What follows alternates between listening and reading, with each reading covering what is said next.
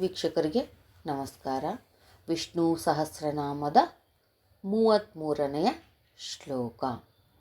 ಯುಗಾದಿಕೃದ್ಯುಗಾವರ್ತೋ ನೈಕಮಾಯೋ ಮಹಾಶನಃ ಅದೃಶ್ಯೋ ವ್ಯಕ್ತರೂಪಶ್ಚ ಸಹಸ್ರಜಿದನಂತಜಿತ್.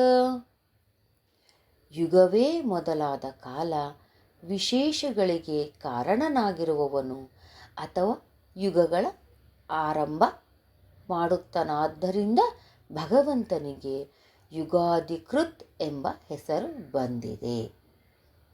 ಕಾಲಾತ್ಮನಾಗಿ ಸತ್ಯಾದಿ ಯುಗಗಳ ಪ್ರವರ್ತನಾಗಿರುವವನು, ಬಹಳ ದೊಡ್ಡ ಮಾಯಾವಿಯಾಗಿರುವನು, ಕಾಮದ ವಾಸನೆಯನ್ನು ನುಂಗುವವನು ಅಥವಾ ಬಹಳ ಭೋಜನ ಮಾಡುವವನು, ಜ್ಞಾನೇಂದ್ರಿಯಗಳಿಗೆ ಗೋಚರಿಸದವನು, ಸೂಕ್ಷ್ಮ ದೃಷ್ಟಿಯಿಂದ ನೋಡಿದರೆ ಸರ್ವತ್ರ ತುಂಬಿರುತ್ತಾನೆ. ಆದುದರಿಂದ ಭಗವಂತನು ಅದೃಶ್ಯನು.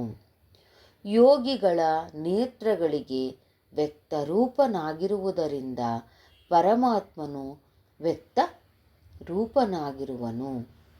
ದೇವತೆಗಳ ಸಾವಿರಾರು ಶತ್ರುಗಳನ್ನು ಗೆದ್ದವನು ಪರಮಾತ್ಮನು.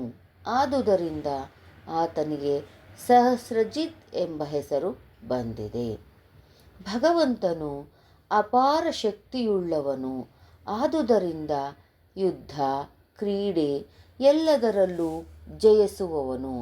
ಆದ್ದರಿಂದ ಆತನಿಗೆ ಅನಂತಜಿತ್ ಎಂಬ ಹೆಸರು ಇದೆ.